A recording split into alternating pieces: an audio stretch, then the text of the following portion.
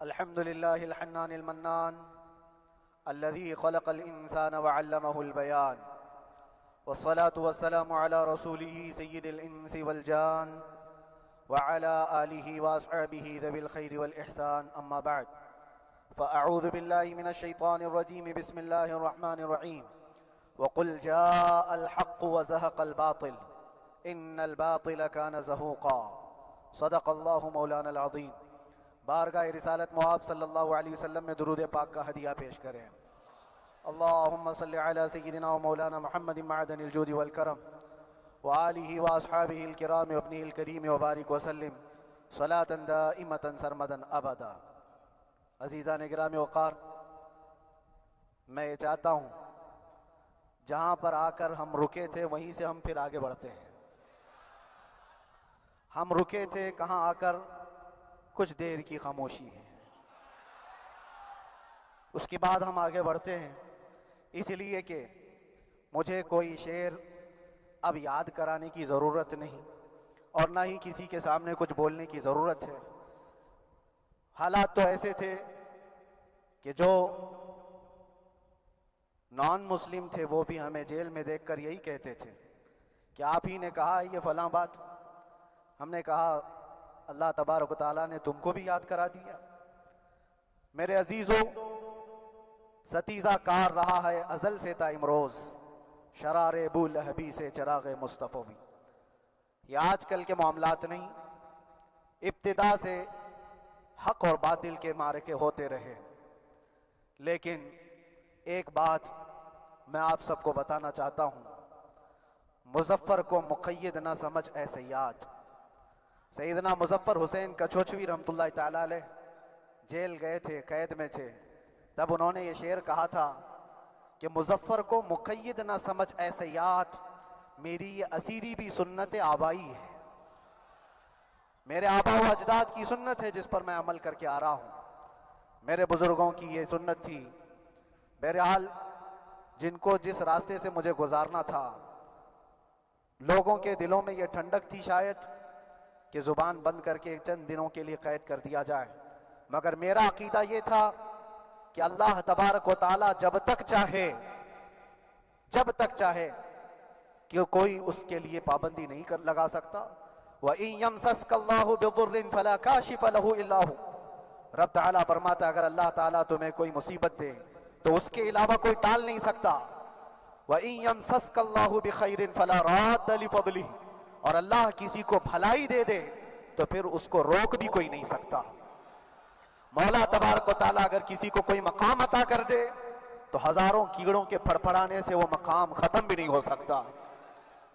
अल्लाह तबारक व तआला जिसको बढ़ाना चाहे उसके लिए कोई रास्ता रुकावट नहीं बन सकता। इसलिए कि हमने तारीख में देखा है, पैबंद लगे कपड़े पहनने वाले, पैरों में चप्पल नहीं थे, जिनके नाखून तक उखड़ जाते थे, लेकिन वो जब चलते थे कैसर और किसरा भी कांपते थे। जिनका ही ये नारा था, टल न सकते थे जंग में अगर अड़ जाते थे, पांव शेरों के भी मैदान से उखड़ जाते थे, हक से सरकश हुआ कोई तो बिगड़ जाते थे। अरे तेग क्या चीज है, हम तोप से भी लड़ जाते थे। ये वो सहाबा किराम और असलाफ किराम, उनका ये मामूल था। बज़ाहिर उनके पास कोई असबाब नहीं थे, लेकिन अल्लाह की मदद थी। वो पानी की तरह बहते हुए चले गए, न चट्टानों ने उनका रास्ता रोका, न दरियाओं ने उनका रास्ता रोका। वो जिस तरफ से जाते थे अल्लाह ताला उनके लिए रास्ते बनाता था। अजीज़ान गिरामी वक़ार, कौन है वो जो दरियाए दजला में अपने घोड़े दौड़ाए थे? कौन है वो जो दरिया में अपनी कश्तियां डालकर जला दिया था कि वापस जाने का कोई तसव्वुर ना हो? ये सब मेरे मुस्तफ़ा करीम के दीवानों की ही बात थी। इसीलिए आज भी दुनिया घबराती है तो शाने लोगों से नहीं, दीवानों से ही घबराती है। बहुत ज्यादा चालाक रहने वालों से नहीं, दीवानों से दुनिया घबराती है। इसलिए कि दुनिया को पता है, दुनिया जानती है कि दीवाना कहां देखता है किसी को पता नहीं। और ये उस दीवाने की बात कर रहा हूं जिसके लिए अल्लाह के हबीब सल्लल्लाहु तआला अलैहि वसल्लम की इज्जत व वक़ार सबसे अव्वल है। अज़ीज़ान गिरामी वक़ार, आज आपके सामने हाजिर आया ये मेरे उस्ताद गिरामी, मुरब्बी, उस्ताज़ुल असातिज़ा, बिरादर गिरामी हज़रतुल अल्लामा मुफ्ती ज़ुबैर अहमद साहब क़िबला अदाम अल्लाहु इक़बालहु, जिन्होंने दिन रात एक कर दिए थे। मेरे ख्याल से 8 महीने में जितने उनके बाल सफेद हुए इससे ज्यादा नहीं हुए होंगे। सिर्फ इसलिए नहीं कि एक भाई के लिए, इसलिए भी लड़ रहे थे कि एक आलिम के लिए, जिससे दीन का बहुत सारा हिस्सा वाबस्ता है। उनकी मेहनतें रायगा ना गई। बहुत सारे मेरे अहबाब और अक़रबा, खास तौर पर मदनपुरा और विक्रोली से, जिन्होंने अपने घर बार छोड़कर मेरे लिए दौड़ते भागते रहे। अल्लाह रब्बुल इज़्ज़त इस बात का शाहिद है, एक एक दिन अंदर मैंने सब के लिए दुआएं की हैं। और ऐसा नहीं कि कोई दिन भूला जाता। और बाहर की हमेशा ये खबरें आती रहती हैं कि हालात कैसे के कैसे होते जा रहे हैं। कभी अगर घबराहट और बेचैनी होती तो मेरे अजीज़ों सिर्फ एक ही बात हमारे पास थी इलाज के लिए। एक ही इलाज था। जब बेचैनी बढ़ जाती, अपनों से राब्ता नहीं हो पाता और किसी के खबर ना पहुंचती, खाने पीने की तकलीफें, रहने सहने की मुसीबतें जब सर पर आती, तो एक ही इलाज था, उनके निसार कोई कैसे ही रंज में हो, उनके निसार कोई कैसे ही रंज में हो। जब याद आ गए हैं सब गम भुला दिए हैं, जब याद आ गए हैं सब गम भुला दिए हैं। उस रसूल मोहतरम सल्लल्लाहु तआला अलैहि वसल्लम का एहसान अजीम है। बार बार मुझे ये एहसास होता रहा, पूरी दुनिया अगर छोड़ दे, मगर यकीन था आमिना का लाल कभी नहीं छोड़ेगा। और छोड़ा भी नहीं, और छोड़ा भी नहीं। हर रात जो हमारा मामूल था, हमने जो देखा, हमारी पिछली जिंदगी में हमने उतने अजायबात नहीं देखे होंगे जो 8 महीने के अंदर हमने देखे। नबी पाक सल्लल्लाहु तआला अलैहि वसल्लम के इनामात और इकरामात, रब तबारक व तआला की मदद से दिल मजबूत होता है। अजीजा ने गिरामी, हमने तो वहां ऐसे लोगों को देखा जो डिप्रेशन का शिकार होकर काफिर भी हो गए और हालात से घबरा करके वो इनकार कर बैठे, कोई खुदा नहीं है, कोई मदद नहीं आती है। ऐसे हालात वहां देखे, लेकिन उन हालात में भी अल्लाह तबारक व तआला की मदद साथ रही। रसूल पाक सल्लल्लाहु तआला अलैहि वसल्लम का इनाम और इकराम ये था कि जिस तरह से गए थे उसी तरह से वापस भी आए, जिस तरह से गए थे वैसी वापस आए। और ना मेरे मुस्तफ़ा ने बाहर मेरी इज्जत में कमी की, ना अंदर इज्जत में कमी की, कहीं पर भी नहीं। अल्हम्दुलिल्लाह, जिस शान के साथ रसूल पाक सल्लल्लाहु तआला अलैहि वसल्लम अपने चाहने वालों को रखते हैं, वो मैंने दुनिया में देखा। और फिर ये अर्ज किया, आका आज आपकी इज्जत पर बात करने वाले को, चाहे वो 1000 काल कोठरी के अंदर हो, आप इज्जत के साथ बिठाते हैं, तो फिर क़यामत के दिन उसकी इज्जत का क्या हाल होगा। अर्श हक है मसनद रिफात रसूलुल्लाह की, देखनी है हश्र में इज्जत रसूलुल्लाह की। मेरे अजीजों, एक बात को तय करके चलो, उन्हें जाना, उन्हें माना, न रखा गैर से काम। लिल्लाहिल हम्द, मैं दुनिया से मुसलमान गया। उस एक बात में जो इज्जत है, दुनिया के किसी मकाम और मनसब और मर्तबे में इज्जत नहीं है। और हालात दुनिया इंशाअल्लाह मैं सुनाता रहूंगा। अल्लाह तबारक व तआला जब तक ये जुबान रखा है, हक बोलते रहेंगे और सुनाते रहेंगे, और भी हालात आपको इंशाअल्लाह अज़ीज़ आगे सुनाते रहेंगे। लेकिन आज खुसूसियत के साथ मैं जुमा के लिए इसीलिए हाजिर आया कि यहाँ के लोग पल पल याद करते रहे। हजरत मुझे हर बार खबर देते कि जब नमाज से फारिग होकर के मैं निकलूं तो मुझे लोग पकड़ लेते, क्या हुआ, अब क्या खबर है। तो जिस कदर आपकी बेचैनी थी, बेकरारी थी, मेरे अजीजों, मुझे भी मिलने की बेचैनी और बेकरारी थी। लेकिन ये एक स्टेज था जिससे गुजारा गया है, एक मकाम था जिससे गुजारा गया। मैं तो एक निकम्मा आदमी, मैं तो एक कम पड़ा हुआ हूं। लेकिन आपको बुजुर्गान दीन की अगर तारीख पता हो, इमाम आजम अबू हनीफा रदियल्लाहु ताला जिनको नाहक जेल में रखा गया था, इमाम मूसा काजिम रदियल्लाहु ताला 7 साल तक कैद में रहे। ये कौन इमाम मूसा काजिम, जिनके दरबार में जाने के लिए गौसे आजम अब्दुल कादिर जिलानी रदियल्लाहु ताला 4 किलोमीटर दूर अपनी चप्पल उतार दिया करते थे। इमाम मूसा काजिम का वो दरबार है जिनको बाबुल हवाइज कहा जाता है। तो उस इमाम को 7 साल तक बगैर किसी कसूर के कैद में रखा गया। और हद तो ये है कि उसी कैद खाने में जहर देकर के आपको मारा गया है। आपका जनाजा जेल से निकला था। इमाम अहमद बिन हम्बल, जिनको 5 लाख हदीसें याद हैं नबी पाक सल्लल्लाहु तआला अलैहि वसल्लम की, बगदाद के सरे बाजार आपको नंगी पीठ पर कोड़े मारे गए। आपको अंदाजा है, बुजुर्गान दीन की एक लंबी फहरिस्त है। जब मैं वहां गया था तो एक बुजुर्ग की बड़ी याद आई, वो थे हजरत मुजद्दिद अल-फैसानी रदियल्लाहु ताला। अकबर जैसे डिक्टेटर के सामने, उस जमाने के सबसे बड़े डिक्टेटर बादशाह के सामने आपने हक बात का ऐलान किया था। मुजद्दिद अल-फैसानी रहमतुल्लाह ताला अलैह ने फरमाया था कि इस्लाम नाम से जो दीन होगा वो मोहम्मद अरबी का लाया हुआ ही दीन होगा, किसी और बादशाह का बनाया हुआ नहीं होगा। इस बात पर आपको कैद में डाला गया था, 8 साल तक कैद में रखा गया। 8 साल में बादशाह मर भी गया, बेटा बादशाह बना, लेकिन किसी ने आकर जहांगीर के सामने ये बात रखी कि आपके बाप ने जिस मौलाना को कैद में डाला था ग्वालियर की जेल में, 8 साल में जेल का नक्शा बदला हुआ है। तो बादशाह ने पूछा हुआ क्या है? कहा कि उस मौलाना ने 8 साल में तकरीबन 700 कैदियों को आलिम बना दिया है। दरसे हदीस, दरसे तफसीर, कुरान का इल्म, नमाजें जमातों से वहां इस तरह अदा होती हैं जैसे लगता है गुंबद खजरा की छांव में है। रब तबारक व तआला का ये एहसान अजीम था। इन 8 महीनों में बिहम्दी ताला मैंने अपनी लाइफ में कभी इतनी इमामत नहीं की थी जितनी वहां इमामत किया, इसलिए कि पाबंदी नहीं हो पाती। जब जब इमाम रहा, मस्जिद में छुट्टियां हुआ करती थी, इधर उधर आना जाना, लेकिन वहां पर कभी किसी नमाज में छुट्टी नहीं हुई। और इमामत अल्लाह तबारक व तआला को जहां लेना है वहां लेता रहे। और मुझे इस बात का थोड़ा कल्क था, 24 साल से मैं तरावी सुना रहा था। 24 साल, 24 तरावी हो चुकी थी, रमजानुल मुबारक का 24 गुजर चुके थे, 25वां साल था। जालिमों ने मुझे रमजान से पहले अंदर कर दिया।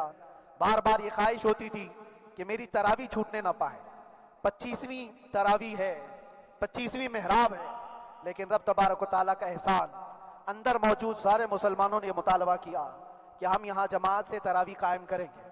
और अब तक लोग अलम तरा कैफ वाली तरावी कभी कभार पढ़ लिया करते हैं, लेकिन सारे लोगों ने मिल करके ये इत्तेफाकन कहा कि हम पूरा कुरान आपसे सुनना चाहते हैं। कैसे कैसे कैदी थे, कैसे कैसे क्राइम वाले थे। मैंने कहा आज मैं एक दिन पढ़ाता हूँ, एक पारा पढ़ूंगा, आपको अगर लगे तो बता देना, भारी पड़ जाए, क्योंकि लोग सारे क्रिमिनल हैं और कई तरह के जराइम किए हुए लोग। नमाज दीन से कहां ज्यादा रिश्ता, कहा हो सकता है ये घबरा कर भाग जाएं। एक दिन पढ़ाऊंगा, अगर आपको लगे तो बोल देना, नहीं तो कल से अलम तरा। पहले दिन तरावी पढ़ा है, दूसरे दिन सारे लोगों ने कहा आपने एक पारा पढ़ाया है, सहरी तक भी पढ़ाएंगे तो इंशाल्लाह खड़े रहेंगे। ये जो इस्तेकामत, ये सारी चीजें, दिलों का जमा होना और हमारी तरफ दिलों को फेर देना बगैर अल्लाह की मदद के नहीं होता। रसूल पाक सल्लल्लाहु ताला अलैहि वसल्लम के करम और एहसान के बगैर नहीं होता। वो तरावी भी पढ़ते रहे, तफसीर कुरान भी सुनते रहे और कुरान की तालीम भी लेते रहे। फिर मुझे अंदाजा ये हुआ कि रब तबारक व तआला की मंशा ये थी कि हमारी तरावी की मेहराब की सिल्वर जुबली जेल के अंदर हो जाए। मुझे इस बात का कोई कल्क नहीं रहा कि मेरी कोई चीज छूट गई है। हाँ, ईद, बकरीद, मुहर्रम, ये तमाम चीजें लोगों की याद तो रहती, रिश्तेदार, अहिबा, करबा की याद, लेकिन अल्लाह की मर्जी, मेरा रब तबारक व तआला जो पसंद करे उसमें हम राजी हैं। अगर मौला ये चाहता है कि मैं तन्हा पढ़ूं तो उसकी रजा में हम राजी हैं। अगर वो चाहता है कि मजमे हजारों में हम नमाज अदा करें तो उसकी मर्जी पर हम कायम हैं। अजीजान गिरामी वक़ार, सब्र और सुकून के साथ जो हालात गुजरे, उसमें सबसे बड़ा किरदार आप सबकी दुआओं का है। सबकी दुआओं का, मशाइख, सारे पीरान इज़ाम, तमाम सलासिल के और हर मस्जिद के इमाम अपने मेहराब और मिंबर से जो दुआ करते रहे, ये सारा जखीरा मेरे लिए इतना बड़ा है जिसको मैं बयान नहीं कर सकता। हर एक की जानिब से दुआएं, औरतों, बच्चों की तरफ से मन्नतें, रोजे, न जाने क्या क्या कर लिया। फिर मुझे अंदाजा हुआ कि सिर्फ अपने आराम, अपने राहत के लिए फड़फड़ाने से कुछ नहीं होगा। रब तबारक व तआला ये चाहता है कि पूरी उम्मत मिलकर के इस फकीर के लिए दुआ करे। और अल्लाह ताला को जब तक मंजूर था तुम्हारी दुआएं होती रही। बाज लोगों को ये ख्याल भी आया, कुछ मेरे अहबा अकरबा रिश्तेदारों ने भी कहा इतनी सारी दुआएं हुई, इतनी सारी दुआएं हुई, कबूल क्यों नहीं होती? एक बात याद रखो, पूरी दुनिया मिलकर खड़े होकर दुआ करे। अल्लाह की कुदरत पर कोई काम करना वाजिब नहीं है, अल्लाह पर कोई चीज वाजिब नहीं है। अगर वो अपने फजल से अता कर दे तो इसका एहसान है, उसका एहसान है। अब चाहे वो साल भर में कबूल करे कि 5 साल में कबूल करे। एक बात याद आती है मेरे अजीजों, हमारी कैद तो 8 महीने की होगी, उन बुजुर्गान दीन की कैद 8 साल, 7 साल। इमाम मोहम्मद बिन हसन अस्करी 20 साल तक कैद में रहे, 20 साल तक अंदर सलाखों के पीछे बंद रखा गया। ये अहले बैत अतहार हैं, अइम्मा इज़ाम है, उनकी तकलीफें देखकर फिर हमारी तकलीफ छोटी लगती और फिर नबी पाक सल्लल्लाहु ताला अलैहि वसल्लम की याद आती। सिर्फ इस बात का हमें फख्र था कि तुमने कभी चोरी के इल्जाम में तो नहीं गिरफ्तार किया, किसी घिनौने इल्जाम में तो नहीं गिरफ्तार किया। हाँ, अगर किसी बात पर गिरफ्तार किया है तो इनसे पूछो तो अब ये बोलने में भी शर्म करते हैं। मौलाना को क्यों गिरफ्तार किया है, मौलाना को क्यों अंदर रखा है, शर्म आती है बोलने में, क्योंकि उन्होंने कुछ ऐसा बोला था जिसको बोलने में शर्म आती। क्या बोला था मेरे अजीजों, ये एक अलग कहानी है, अभी मैं उस पर कुछ गुफ्तगू नहीं करता, इसलिए कि हर एक को याद हो चुकी है, हर एक को याद है। मैं उस कहानी की तरफ नहीं जाता, लेकिन इतना मुझे आज इस मुल्क में रहते हुए एहसास है कि अभी भी इंसाफ खत्म नहीं हुआ है। इंसाफ पूरी तरह खत्म हो जाए तो अल्लाह का अजाब आ जाएगा, अल्लाह का अजाब आ जाएगा। चंद लोग ना इंसाफी कर सकते हैं, लेकिन पूरी की पूरे रोए जमीन पर रहने वाले इंसान ना इंसाफी करें, ऐसा नहीं होता।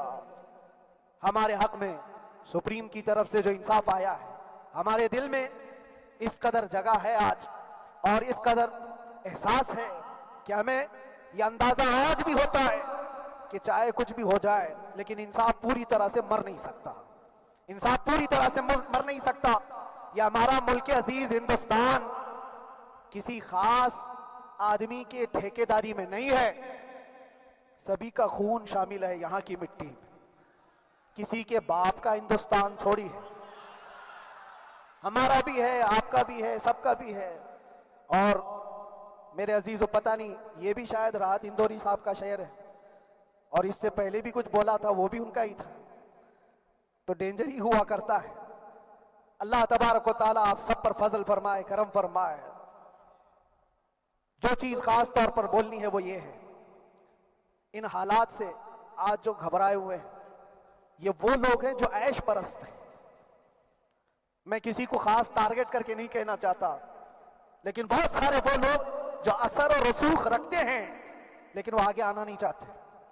दीन इस्लाम पर हमले हो, हुजूर पाक की इज्जत पर हमला हो, किसी को बोलना नहीं है, क्योंकि पता है, देखो इस मौलाना को किस तरह किए, इसी तरह दूसरों को भी कर दिया जाए।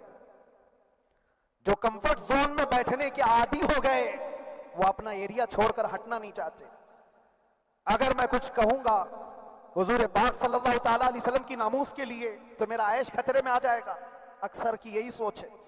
मेरा तो अपना धंधा है, मेरा बिजनेस है, मेरे बीवी बच्चे हैं, हो सकता है मौलाना को किसी चीज की फिक्र नहीं होगी। आपको मैं बताऊं, आपको अंदाजा नहीं, हमारे दिल में हमारे बच्चों की कितनी मोहब्बत है। मेरे भी छोटे से बच्चे हैं, जब वो जेल की सलाखों के सामने आकर आंसू बहाते थे तो दिल पर छुरियां चलती थी। वो बच्चे जो हमेशा हमारे सीने पर सोते रहे, आज मैं उनको छू भी नहीं सकता। जब वो सलाखों के पीछे खड़े होकर दूर से रो करके चले जाते 15 मिनट, तो क्या हमारे दिल में बच्चों की मोहब्बत नहीं? क्या हमारे घर बार नहीं, हमारी बहनें, हमारे भाई, हमारी मां नहीं? कितने तो दिन ऐसे हुए कि मेरी मां को दौरे पड़ते रहे याद के लिए, तो क्या वो हमारे ऊपर कैफियत नहीं आती कि हम खामखा ये मुसीबत क्यों मोल लिए? मेरी बेटी तो झगड़ा करती इस बात को कि क्यों आप अकेले हो, बहुत सारे लोग हैं, सबका ख्याल करते हुए। लेकिन मेरे अजीजों, ये उनकी अपनी मोहब्बत है, सारा एक परिवार और उससे ज्यादा मेरे शागिर्दों की एक दुनिया है। कितने ऐसे हैं, मैं जानता हूं कि 8 महीने तक नरम ग़िज़ा नहीं खाई मेरे उन बच्चों ने। मैं जानता हूं उनका सिर्फ ये ख्याल था कि अंदर पता नहीं जेल में आप क्या खा रहे होंगे, हम यहां नरम ग़िज़ा नहीं खाएंगे, गोश्त मछली नहीं खाई। हालांकि ये कोई चीज तुम्हारे ऊपर वाजिब नहीं थी। ये हालात मैं इसलिए बता रहा हूं मेरे अजीज, किसी के वहमो गुमान में अगर ये है तो निकाल दे कि मेरे आसपास कुछ नहीं है, मैं किसी को चाहता नहीं, या मेरे साथ मोहब्बतें नहीं है। कसरत से मोहब्बत करने वाले लोग हैं मेरे पास।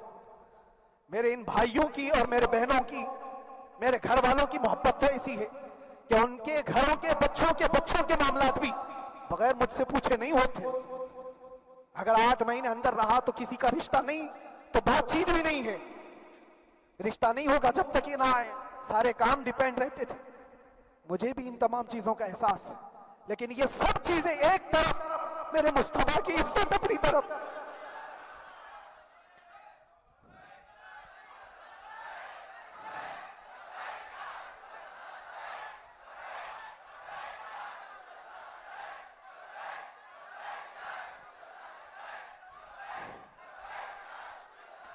मेरे अजीजों, हर एक के आंसू के कतरे मैंने देखे, भाइयों के, बहनों के, मेरे पास मिलने के लिए मेरे जो शागिर्द आते उनके। ये अक्सर जब जेल की दीवार पर आकर खड़े होते, इनकी आंखें लाल, ये आंसू बहाते 15 मिनट मुलाकात करके चले जाते। आपको क्या अंदाजा है, अंदर के हालात एक दिन एक साल के बराबर लगने लगता है। घुटते रहते, लेकिन एक बात का एहसास बार बार होता कि सारी मोहब्बतें एक तरफ है, लेकिन हम जिसके लिए खड़े हुए हैं उसकी मोहब्बत में कोई समझौता नहीं, उसकी मोहब्बत में कोई समझौता नहीं। ईमान इसी का नाम है, ला युमिनु अहदुकुम हत्ता अकूना अहब्बा इलैहि मिन वालिदिही व वलदिही वन नास अजमाइन। तुम में से उस वक्त तक कोई पूरा मोमिन नहीं हो सकता जब तक के अपनी औलाद, अपने माल दौलत, अपने माँ बाप, सबसे ज्यादा अपने रसूल से मोहब्बत ना करे। दुआ यही करते रहो, जब हुजूर पाक का मामला आए तो सारी दुनिया एक तरफ हो जाए। मैंने एक वाकया पढ़ा था, अंदर ही हजरत खालिद बिन वलीद रज़ी अल्लाह ताला एक किले पर अचानक हमलावर हुए थे। वो किले में मौजूद जो दुश्मनाने इस्लाम थे, उनकी पार्टी चल रही थी। बड़े बड़े कालीन, सोफे बिछे हुए, तश्तों में कीमती खाने रखे हुए थे। खालिद बिन वलीद के साथ जो लश्कर है, ये तो वो गरीब सहाबा थे जो पैबंद लगे कपड़े पहनते, एक खजूर पर पूरा दिन गुजारते। जब ये उस किले पर हमलावर हुए तो दुश्मनाने इस्लाम जो थे वो मुकाबला करने की हिम्मत ना जुटा सके, भागे सब, सारा माल सब छोड़कर भाग गए, बगैर किसी जंग के, बगैर किसी कत्ल क़िताल के पूरा किला फतह किया खालिद बिन वलीद। अब सुनो, जो सहाबा थे वो माले गनीमत जमा कर रहे थे, क्योंकि ये अरब के लोग ऐसे महंगे कालीन नहीं देखे थे, ऐसे महंगे सोफे, इतनी कीमती ग़िज़ाएं उन्होंने देखी नहीं थी। सब जमा करने लगे, सब जमा करने लगे। खालिद बिन वलीद ने कहा, खबरदार, हाथ मत लगाना, सब हट जाओ। सब हट गए। चंद सहाबा को बुलाया, ये सब जमा करो, इसको आग लगा दो। पूरा माल गनीमत जो था आग लगा दिया। तो जो सहाबा थे वो कहने लगे, क्या ये अच्छा होता, ये सब में आप तकसीम कर देते, ये बहुत कीमती चीजें हैं, अरब में हम ले जाते तो ये बहुत महंगी चीजें हैं। खालिद बिन वलीद ने क्या कहा जानते हो? कहा, अगर तुमको भी इन तमाम चीजों की आदत लग जाए तो तुम भी वैसे ही भागोगे जैसे ये भागे। ये आज जो हमारा मुकाबला करने की ताकत ना ला सके और भाग गए, उसकी वजह यह है कि वो ऐश परस्त है, अय्याशी उनके अंदर थी, जिसकी वजह से वो खड़े ना हो सके। और जब जब ये अय्याशी आएगी तुम खड़े नहीं हो सकोगे, खड़े नहीं हो सकोगे। आज मैं यही बात दोहराना चाहता हूं, जो बड़े बड़े चेहरे लेकर बैठे हुए हो, वो सियासी असर और रसूख रखने वाले भी कंफर्ट जोन में रहना चाहते हैं। मैं चंद लोगों को छोड़ कर कह रहा हूं, अक्सर का हाल ये, सोचते हैं कि हमारे इस दायरे से निकलेंगे तो हमारा ऐश खतरे में आ जाएगा, घर बार खतरे में आ जाएगा। ये दुनिया की मोहब्बत इंसान को बुज़दिल बनाती है, बुज़दिल बनाती है। इसलिए मेरे अजीजों, आप जब कभी ये बात आए, एक तरफ मेरा पूरा खानदान, एक तरफ मेरे ऐश की जिंदगी और एक तरफ रसूल पाक की इज्जत का मामला, तो आप मुझे बताओ, आप किस बात का फैसला लेंगे? इसी बात का फैसला लेना होगा नबी पाक सल्लल्लाहु तआला अलैहि वसल्लम की इज्जत की खातिर। तुम्हें इस बात का फैसला लेना होगा, अपना सब कुछ गुंबद खजरा कल भी था आप, मेरे नबी से मेरा रिश्ता कल भी था आप, और बतला दो गुस्ताखे नबी को, गैरत सुन्नी जिंदा है, उन पे मर मिटने का जज्बा कल भी था आप। बस ये जज्बा बाकी रहे। हम किसी को लड़ने के लिए, मरने के लिए, मारने के लिए मैदानों में उतारने की बात नहीं करते। मैं अक्सर अपनी तकरीरों में कहा करता हूं, या आपसे पहले भी किया, अगरचे मेरी तकरीरों को डाइवर्ट किया जाता है, आज भी बहुत लोग होंगे, बल्कि आज मदनपुरा का ये पहला जुमा है। मुझे अंदाजा है पूरा हिंदुस्तान नहीं, बाहर भी सबकी नजरें इस पार है कि आने के बाद ये क्या बोलता है, आने के बाद ये क्या बोलता है। सब इसी इंतजार में है। मैं सबको एक ही मैसेज दूंगा, आने के बाद वही बोलेगा जो पहले बोलता था।